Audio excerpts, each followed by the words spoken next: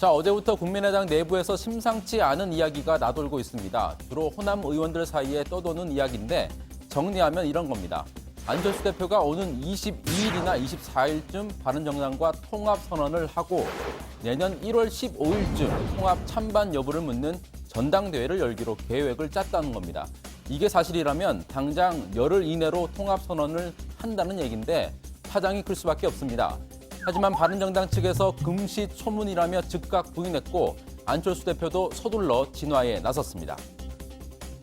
어저께 보도에 이달 말 통합 선언설이 나왔는데요. 다 밝혔습니다만 그런 일정들 지금 의논한 바 없습니다. 하지만 호남계 의원들은 괜히 떠도는 이야기가 아니라고 주장하고 있습니다. 최근 들어서 안 대표가 통합 드라이브를 더 강하게 걸고 있기 때문이죠. 특히 오늘 부산에서 열린 국민통합포럼에 안 대표와 유승민 대표가 나란히 참석하면서 통합 논의에 가속도가 붙은 모습입니다. 부산에서 국민의당과 바른정당이 첫 번째 선거연대를 구성했다는 점, 그리고 영남이라는 장소가 지닌 정치적 상징성 때문에 두 사람이 부산에서 손을 잡은 것만으로도 통합 의지를 강하게 드러낸 것으로 해석이 됐습니다. 하지만 실제 통합에 이르기까지는 걸림돌이 적지 않습니다. 가장 큰 걸림돌은 역시 호남계의 반발입니다. 호남 의원들은 안철수 대표가 우선 바른정당의 손을 잡고 그 다음 단계로 자유한국당까지 통합하는 단계적 3당 통합으로 가는 것 아니냐, 이런 의구심을 강하게 나타내고 있습니다. 선 바른정당, 후 한국당 이 통합으로 가는 것이 유승민 대표의 말로도 확인될 수 있고 박근혜 이명박 세력을 옹호하는 사람들과 과연 손을 잡았을 때 국민이 우리를 지지할 수 있겠느냐, 이게 제일 문제입니다. 실제로 안 대표는 호남 지역 일부 당원들에게도 당장 통합 논의를 초래하라, 이런 압력을 받고 있습니다. 그래서 축산 농가를 방문한 자리에서도 쓴소리를 들어야 했습니다.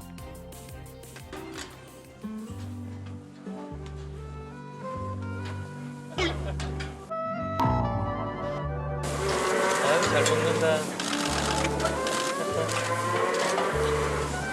바른정당보다는 더불어민주당하고 같이 하면 더 좋았을 텐데 그런다고 다들 안타깝게 생각해요. 국민의당 입당한 지 3개월 됐어요. 지금 제가 땅을 치고 회원입니다.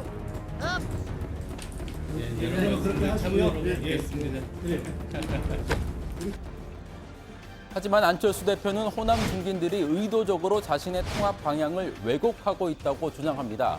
오늘 광주일보와 인터뷰를 했는데 바른정당이 단계적 통합론을 선택한다면 국민의당과의 통합은 없다고 거듭 강조했습니다. 유승민 대표도 안 대표를 거들고 나섰습니다. 지금 모습의 자유한국당하고 우리가 통합할 거냐? 그거는 저는 100% 아니다. 이게 묘하게 이제 박지원 전 대표 같은 분이 제의 지역주의 극복 탈피 이거를 호남 배제라고 이렇게 말을 싹 뒤틀어가지고 호남 지역주의를 자꾸 이렇게 자극하는 그런 조금 구태적인 행태를 보였어요. 결국 국민의당은 갈림길에 섰다고 볼 수 있습니다. 안 대표가 호남계를 설득하지 못한다면 분당 절차에 들어갈 가능성이 큽니다. 그래서 안 대표 측에서 마지막 카드를 준비 중이란 얘기도 들립니다. 바로 이분입니다. 손학규 국민의당 고문. 지금 미국에서 연수 중인데 오는 21일에 귀국할 예정입니다.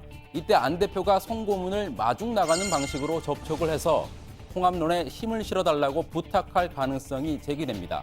송 고문이 여기에 응한다면 호남 의원들을 상대로 설득에 나설 가능성도 없진 않습니다. 물론 하나의 가능성일 뿐 아직까지는 좀 더 지켜봐야 할 문제입니다. 다만 한 가지 궁금해지는 건 21일에 송 고문이 귀국할 때 또 무슨 대형 이슈가 터질까 하는 겁니다. 이른바 손학규 타이밍 얘기인데요. 송 고문이 무슨 큰 일만 도모하면 더 큰 이슈가 터져서 묻혀버리는 패턴 말이죠. 국민의당에 입당했더니 이재용 구속이라는 대형 이슈가 터졌죠. 또 지난해 10월에도 정계 복귀를 선언했더니 최순실 사태가 이슈를 덮어버렸던 일이 있었습니다. 과거에도 민심 대장정에서 돌아왔더니 북핵이 터지고 한나라당을 탈당했더니 한미 FTA가 체결이 돼서 묻혀버렸던 기억이 있습니다.